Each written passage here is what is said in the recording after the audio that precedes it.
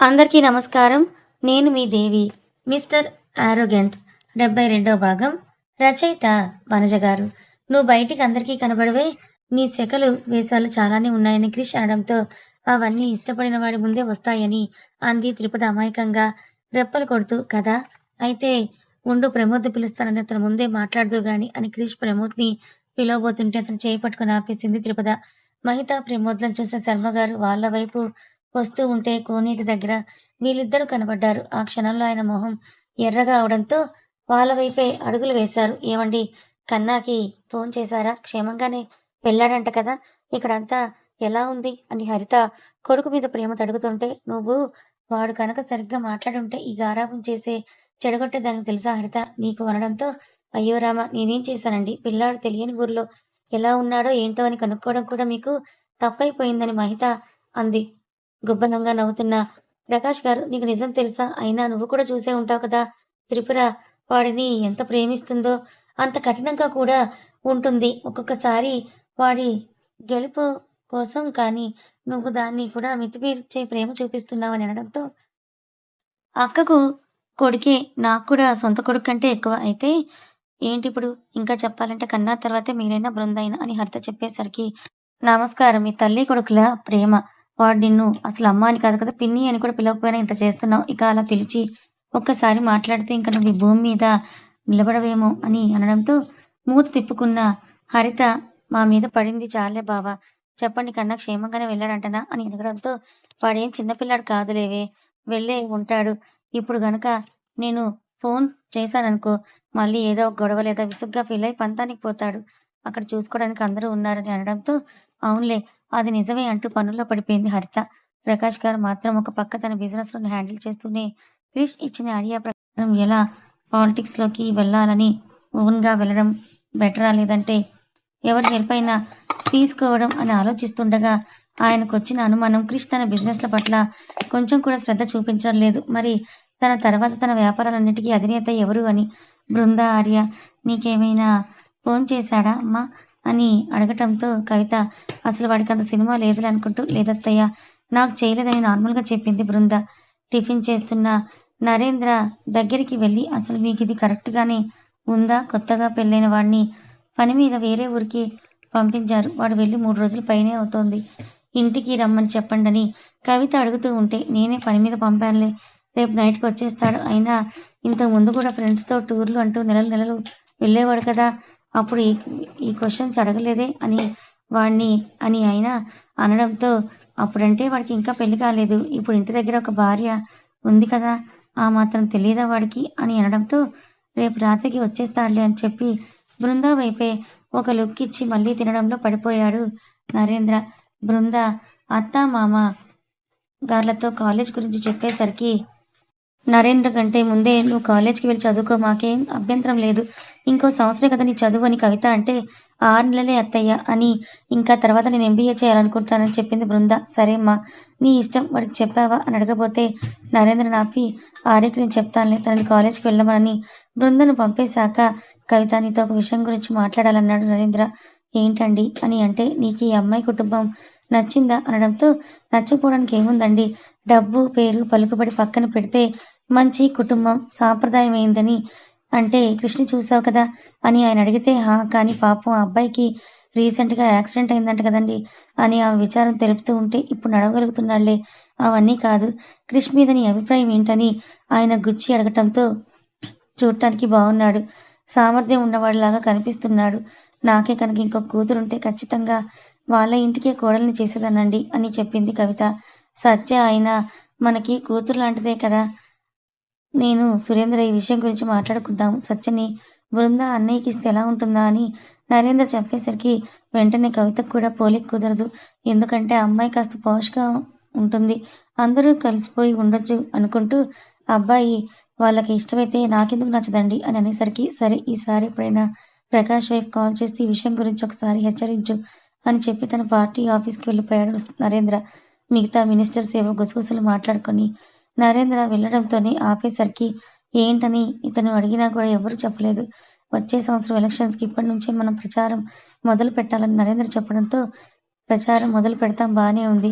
డబ్బులు పంచుతాం కానీ చేసిన మంచి చూపించమంటే ఏమని చెప్తారని ఎవరో గొనుక్కోవటం నరేంద్ర చెవిన పడినా కూడా వదిలేశాడు. క్రిష్ చెయ్యి పట్టుకున్న తిరుపతిని చూడని చూసేశాడు శర్మగారు. వాళ్ళవైతే ముఖాన్ని ఎర్రగా చేసుకొని నిప్పులు కక్కుతున్న కళ్ళతో కోనేటి దగ్గరికొచ్చి అమ్మాయి అని గట్టిగా అరిచేసరికి త్రిపద ఉలికి పడితే క్రిష్ స్టాండర్డ్గా ఉన్నాడు. అసలు మీరు ఇక్కడ చేస్తున్న పనేంటి? ముందు నువ్వు ఇక్కడి నుంచి వెళ్ళు అని త్రిపద వంక అసహ్యంగా ఫేస్ పెట్టి చూడటంతో భయపడిన ఆమె పక్కకి వెళ్ళబోతుంటే గట్టిగా పట్టేసుకున్నాడు క్రిష్. మామయ్య గారున్నారు, ఈయనేంటి ఇప్పుడు ఇలా పట్టుకున్నాడు నన్ను, ఇంతవరకు మాట్లాడకుండా అని త్రిపద భయపడుతూ ఉంటే ఇంకా కదలని ఆమెనే చూస్తున్న శర్మగారు ఉడికిపోతూ వాళ్ళ దగ్గరికి వెళ్ళి ఇద్దరి చెయ్యిని విడదీయాలని చూశారు. కానీ క్రిష్ ఇంకా తనని గట్టిగా పట్టుకుని ఉండడంతో శర్మగారి అహం దెబ్బతిని చెప్తుంటే మీకు కాదా లేక వినపడటం లేదా? ఆ అమ్మాయి నా ఇంటికి కాబోయే కోడలు, ఎంత ధైర్యం ఉంటే చెయ్యి పట్టుకుంటావంటూ కొట్టడాలు చాలా కంట్రోల్ చేసుకుంటూ ఉన్నారు శర్మగారు. కాబోయే మాత్రమే కదా, అయిపోయిన కోడలు కాదు. అయిపోయినప్పుడు చెప్పండి, అప్పుడు పట్టుకోకుండా దూరంగా ఉంటాను చిన్నాన్న అని అన్నాడు క్రిష్. ఏంటి చిన్నాన్న? ఎవరిని పట్టుకొని ఏం మాట్లాడుతున్నావు? అసలు నీ కులం ఏంటి? నీ మతం ఏంటి? నువ్వు నన్ను వరుసలతో పిలవడానికి ఎంత ధైర్యం అని శివాలెత్తిపోయారు శర్మగారు. మీ కొడుకు నా ముందే తన మెడలో తాళి కడతాను అని చెప్పి రమ్మన్నాడు. ఆ లెక్కన చూసుకుంటే మీ ఉద్దేశం ప్రకారం ఈ అమ్మాయి నా గర్ల్ ఫ్రెండ్. నా గర్ల్ ఫ్రెండ్కి కాబోయే హస్బెండ్ నాకేమవుతాడు? అన్నకి నాన్న చిన్నాన్న పెదనాన్న అవుతాడు. అందుకే వరుసతో పిలిచానని మొండిగా చెప్పాడు క్రిష్. ఈయనెందుకు ఇప్పుడు మామయ్య గారితో ఇలా గొడవ పడుతున్నారు అని భయపడుతూ ఉన్న త్రిపద క్రిష్ గారు ప్లీజ్ వదిలేయండి, గొడవలొద్దు అని బ్రతిమాలుతూ ఉండడంతో ఆమె వైపు ఒక లుక్ ఇచ్చి ఆమె చేతిలో ఉన్న ప్రసాదాన్ని నోటి వరకు తెచ్చుకొని ఆమె చేతుల మీదుగానే తినిపించుకొని ఇప్పుడు వదిలేశాను అంటూ త్రిపద చెయ్యి వదిలేసి వెళ్ళిపోయాడు క్రిష్. అతన్ని వెనక్కి తిరిగి మరీ కోపంగా చూస్తూ త్రిపదను అదే కొన్నిట్లో మునిగి రమ్మన్నారు శర్మగారు. ఇంకా ఆయన అసలు రూపం కొడుకు చూపించాలి అని దారిలో ఎవరు పిలుస్తున్నా వినిపించుకోకుండా డైరెక్ట్గా ఇంటికి వెళ్ళిపోయి నడి మధ్యలో వాలు కుర్చీ వేసుకొని కూర్చున్నారు క్రిష్. ప్రమోద్ ఎప్పుడొస్తారా అని గుడిలో సీన్ చేయకుండా స్మిత తన మంచి కోసమే చెప్తోందని ఫిక్స్ అయిన సత్య ఆమెతో త్వరగానే ఫ్రెండ్ లాగా మారిపోయి చట్టా పట్టాలు వేసుకొని తిరుగుతూ ఉంది. ఇక్కడ మహిత ప్రమోద్ వీళ్ళ గొడవ వీళ్ళదే. చెప్పవే, ఇంతకీ నువ్వేం చూసావు ఆ స్మిత గురించని ప్రమోద్ అడగటంతో చెప్పాను కదా బావా, నాకు విషయం మొత్తం క్లారిటీ వచ్చాక అప్పుడు మాట్లాడతాను అని నిజాలు బయటపడతాను అని మహిత అనేసరికి ఎలాగైనా చావు కానీ ఎవరిని ముంచొద్దని చెప్పాక క్రిష్ వీళ్ళ దగ్గరికి వస్తే ముందున్నంత కోపంగా అతని ముఖం లేదు. ఏదో అల్లరి తుంటరితనం కనిపించడంతో వెనక్కి వంగి త్రిపద వైపు చూస్తే ఆమె మొహం మాత్రం అప్పటికీ భయపడుతూనే ఉంది. పైగా తను తడిచుంది. అక్క ఏమైంది, నువ్వెందుకు తడిచి ఉన్నావని మహిత కంగారుగా అడుగుతూ ఉండేసరికి కోనేటి దగ్గర జరిగిన విషయం మొత్తం చెప్పిన త్రిపద మామయ్య గారు ఈ జన్మలో మారరా మహి అని బాధగా అడిగేసరికి ఎందుకు మారరక్క, కరెక్ట్ ట్రీట్మెంట్ జరిగితే నువ్వు ఆయన గురించి వదిలేసి మీ ఫ్యూచర్ కోసం ఆలోచించు అంటూ ఆమె దారిలోనే కాస్త ఎండలో నిలబెట్టి బట్టలు కొంచెం పొడి పొడిగా అయ్యాక సత్యాస్మితలను వెతికి అందరినీ ఇంటికి తీసుకొని పోయింది మహిత. శ్యామలకు తెలిస్తే అదొక రచ్చ జరుగుతుంది కాబట్టి ఆమె చూడకముందే త్రిపద ఫాస్ట్గా వెళ్ళి స్నానం చేసేసింది. స్మిత సత్య మంచి ఫ్రెండ్స్ అయిపోవడంతో ఇద్దరు రూమ్లోకి వెళ్ళగానే మాటలు మొదలు పెడితే స్మిత కూడా తానేదో బిలియనీర్ కూతురు అన్నట్లుగా అది పడదు అదే కొంటాను, ఇది పడదు ఈ బ్రాండ్నే వాడతానని గొప్పలు చెప్తూ ఉంటే పాపం పిచ్చి పలు రకాలన్నట్లు ఉన్న సత్య తన మాటలన్నీ నమ్మేసి తన పర్సనల్స్ కూడా షేర్ చేసుకుంది. హిమ మహితకు కాల్ చేసి ఇంకోసారి కాలేజ్ దగ్గరికి రావాలని చెప్పడంతో నీకో దండమే బాబు, నిజంగా నువ్వు నా బెస్ట్ ఫ్రెండ్ అయితే నాకేం కావాలో కూడా నువ్వే చేసుకునిరా, ఇంకోసారి కాలేజ్కి వచ్చి ఆ కళ్యాణ్ గడనే మాటలు చేసే వార్నింగ్స్ నేను పడలేను, ఇప్పుడే ఇంట్లో ఏదైనా ప్రాబ్లమ్స్ చాలు నాకు అని చెప్పడంతో సర్లే నేను చూసుకుంటానని హిమ కాల్ కట్ చేశాక బావ వచ్చి ఒక రోజు అయిపోయింది. నాన్నగారు ఇంకా మావయ్యతో హోమం గురించి మాట్లాడారో లేదో అడుగుదామని శాస్త్రి గారి రూమ్కి వెళ్ళింది మహిత. ఏంటి క్రిష్ ఫేస్లో గ్లో అని ప్రమోద్ అడగటంతో అవన్నీ నీకు చెప్తే బాగుండదులే ప్రమోద్ అని అన్నాడు. సర్లే ఏమో వాళ్ళు వాళ్ళు లవ్ చేసుకున్న వాళ్ళు ఏవో ఉంటాయి కదా అనుకున్న ప్రమోద్ సరే అప్పుడే ఏం వెళ్తాం, ఇంటికి నీకు కొన్ని ప్లేసెస్ చూపిస్తాను పద అంటూ బండెక్కి డైరెక్ట్గా ఇంటికి కాకుండా అగ్రహారం పక్కన ఉన్న ఇంకో ఊరికి తీసుకొని వెళ్ళాడు కృష్ణి. ఒకటి అగ్రహారం, ఇంకోటి పై వీధి కింద వీధి, ఇలా పేర్లు ఉన్నా కూడా ఆ మొత్తం గ్రామం అవన్నీ కూడా ధర్మపురం కిందకే వస్తాయి. కాబట్టి అన్ని ఏరియాస్‌లో ఉన్న వాళ్ళని ధర్మపుర వాసులని అంటారు. ఈ ఏరియా ఏంటి కొంచెం డిఫరెంట్‌గా ఉంది అని క్రిష్ అడగడంతో, ఇప్పుడు మనం ఉన్నది కేవలం అగ్రహారం బ్రాహ్మిన్స్ మాత్రమే ఉంటారు. ఇది మిగతా కులాల వాళ్ళందరూ ఉంటారు. ఇంకో ఏరియా కూడా ఉంది. అక్కడ వైశ్యాస్ మాత్రమే ఉంటారు. దాని పేరు అమ్మవారి శాల అని ప్రమోద్ ఎక్స్‌ప్లెయిన్ చేస్తూ 4 వీధులు తిప్పాక ఒక ఇంటి ముందు బండిని ఆపాడు. "ఏమైంది? ఇక్కడ ఆపావని?" క్రిష్ అడగటంతో, "చెప్తాను ఉండు" అని అంటూ ఇద్దరూ దిగి లోపలికి వెళ్లారు. ఎక్కువ మంది ఇంట్లో ఉండే వాళ్ళు కాదు అని చెప్పడానికి ఆ పాడుబడిన చిన్న ఇల్లు. ఆ ఇంట్లోకి ఎందుకొచ్చావు? ఏమైనా పనుందా? అని క్రిష్ అడగటంతో ఏం లేదు. ఊరికే చూపిద్దామని తీసుకొచ్చానంటూ లాక్ కూడా లేని ఆ ఇంటి తలుపులు తెరిచి క్రిష్ కూడా లోపలికి తీసుకొని వెళ్ళాడు ప్రమోద్. ఏంటిక్కడ అంటూ కొన్ని చిరిగిపోయిన పుస్తకాలు, చొక్కాలు ఉండడంతో ఇంకో రూమ్‌లోకి వెళ్తున్న ప్రమోద్ అవి మీ నాన్నగారివే అని చెప్పగానే అవి పట్టుకున్న క్రిష్ చేతులు చిన్నగా వణికాయి. అంటే ఈ ఇల్లు అని అడుగుతూ ఉంటే అవును మీ నాన్నగారి ఇల్లే ఇది. మరెవరు లేరు అని అడిగిన క్రిష్ ప్రశ్నకి నవ్వుతూ ఒక పాత black and white photo frame తీసుకొచ్చిన ప్రమోద్ అందులో ఉన్న దంపతులను చూపిస్తూ వీళ్ళే ప్రకాష్ పెదనాన్న గారి అమ్మ, నాన్న అనగానే వాళ్ళిద్దరి ముఖాలు అలా తడిమి మళ్ళీ దూరం చేసుకున్న క్రిష్ ఎక్కడున్నారు వీళ్ళు అని అడగడంతో లేరు. మీ నాన్న స్కూల్ చదువుతున్నప్పుడే వ్యవసాయంలో లాస్ వచ్చి తీసుకున్న బ్యాంక్ లోన్ తీర్చలేక ఇద్దరూ ఒకేసారి చనిపోయారని ప్రమోద్ చెప్పగానే క్రిష్‌కి కూడా కొంచెం బాధగా అనిపించింది. ఆ తర్వాత పెదనాన్న ఎలాగోలాగా 10వ తరగతి పూర్తి చేశాడంట. వీళ్ళ నాన్నగారు వలస వచ్చిన రైతు కాబట్టి ఇక్కడ ఎవరికీ వీళ్ళు బంధువులు కారు. ఇద్దరూ చనిపోయాక పొలాన్ని లోన్ రికవరీ కింద జమ వేసుకొని ఆయనకి ఈ ఇల్లును ఒకటి వదిలిపెట్టారంట. 10థ్ క్లాస్ అయిపోయాక పెదనాన్నకి చదువు మీద అంత ఇంట్రెస్ట్ ఉండేది కాదంట.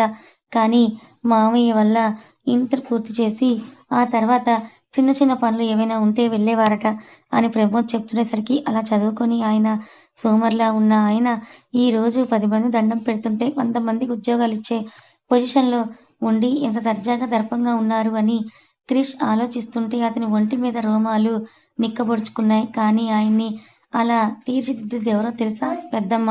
ఆవిడ పట్టుదల, ప్రోత్సాహం వల్లే ఈరోజు పెదనాన్న అంతటి స్థాయిలో ఉన్నారు. అలాంటి ఆయనకు నువ్వు కనీస గౌరవం ఇవ్వాలి కదా క్రిష్! ఒక్క విషయం ఆలోచించు. కేవలం 5 సంవత్సరాలు మాత్రమే నీకు తోడుగా ఉన్న మీ అమ్మ దూరమయిందని నువ్వు డిప్రెషన్‌లోకి వెళ్ళిపోయావు. 15 ఏళ్ల ప్రేమ సంసారం గెలుపోటములు చూసిన ఆయన తనలోని సగం ప్రాణం వెళ్ళిపోయేసరికి ఇంకెంత డిప్రెషన్‌లోకి వెళ్ళిపోయి ఉంటాడో ఒక్కసారి ఆలోచించు. ఆ సమయంలో నువ్వాయనకి ప్రేమగా దగ్గరై ఉంటే ఇంకోలాగా ఉండేవారేమో అని ప్రమోద్ క్రిష్‌ని ప్రకాష్ గారితో మాట్లాడేలా చేయడానికి తన వంతు సాయం చేస్తుంటే మరీ అంతగా మా అమ్మని లవ్ చేసిన ఆయన చనిపోయిన సంవత్సరం కాదు కొన్ని నెలల్లోనే ఇంకొకరిని ఎలా పెళ్లి చేసుకోగలిగారు? వాళ్ళతో పిల్లల్ని ఎలా కనగలిగారు అని క్రిష్ కరెక్ట్ పాయింట్ తీయడంతో ఆ విషయం తనకి క్లియర్‌గా తెలియదు కాబట్టి ప్రమోద్ కూడా ఏం ఆన్సర్ ఇవ్వలేకపోయాడు. తన నానమ్మ, తాతయ్యల ఫోటోల్ని ఫోన్‌లో ఫోటో తీసుకున్న క్రిష్ ఎక్కువసేపు అక్కడ ఉండి ఫీలింగ్స్‌ని పెంచుకోలేక ఇంక అయిపోతే వెళ్ళిపోదామా అని అడిగాడు. సరే వెళ్ళిపోదాంలే. బహుశా నీకు పెళ్ళయ్యాక పెదనాన్న నీతో గృహప్రవేశం ఇక్కడే చేయిస్తారేమో అని ప్రమోద్ అనడంతో అతని వైపు ఒక లుక్ ఇచ్చి క్రిష్ ముందుకు బయటికి వెళ్ళిపోయాడు. అమ్మవారి శాల కూడా తిప్పేశాక ఒక చిన్న హోటల్ ముందు బైక్ ఆపిన ప్రమోద్ ఈ హోటల్‌లో ఈ కారం ఇడ్లీ చాలా బావుంటుంది తినేసి వెళ్దాం అని ఇద్దరూ మంచిగా ఇడ్లీతో పాటు పూరీ కూడా లాగించేసి ఇంటికి వెళ్ళేసరికి అప్పటికి ఇంకా ఆవేశం పెంచుకుంటూనే ఉన్న శర్మగారు నేటింట్లోనే దర్శనమిచ్చారు అన్నదమ్ములిద్దరికీ. కమల కూడా భయంతో ఎందుకీయనొచ్చినప్పటి నుంచి ఇంత కోపంగా ఉన్నారు? గుళ్ళో ఏం జరిగిందనుకుంటూ తన పనులు కూడా చేసుకోలేక ఆలోచిస్తూ కంగారుగా అక్కడే నిలబడిపోయింది.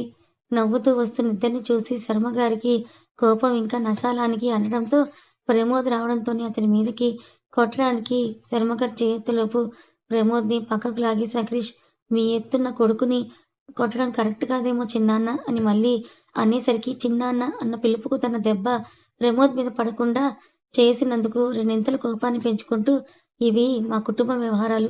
నువ్వు పక్కనుంటే బావుంటుందనడంతో శర్మగారి వైపే ఒకసారి చూసి మీ ప్రాబ్లమ్ నాతోనే అయితే మాట్లాడండి. అంతేకాని నా కోసం మిగతా వాళ్ళతో కోప్పడి చేయి చేసుకుంటాను అంటే చూస్తూ ఉండను అని క్రిష్ అనేసరికి ఏంటి నా ఇంట్లోనే ఉంటూ నా మీదనే ఊరుకుండను అని అంటున్నావా?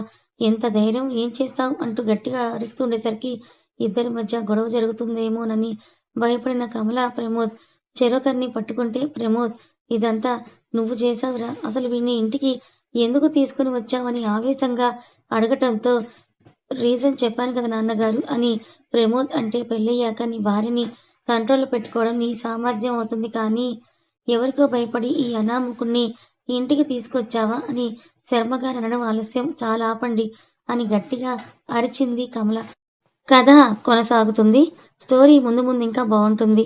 70% స్టోరీ అయిపోవచ్చింది. ఇక 30, 40% మాత్రమే ఉంది. ప్లీజ్ ఇక్కడ నేను కులాల గురించి ఎవరిని ఏమీ అనలేదు. ఒక జనరల్ లైఫ్‌లో ఇలా మాట్లాడుకుంటారని రాశాను. ఎవరైనా హర్ట్ అయ్యుంటే రియల్లీ సారీ ఫ్రెండ్స్. కానీ ఈ కథ మాత్రం ఎలా ఉందో చెప్పి వెళ్ళండి. అదే కామెంట్ చేసి వెళ్ళండి. కథ నచ్చితే లైక్ చేయండి. ఇలాంటి మరిన్ని మంచి కథల కోసం మన ఛానల్‌ని సబ్స్క్రైబ్ చేసుకోండి. Thank you so much for watching.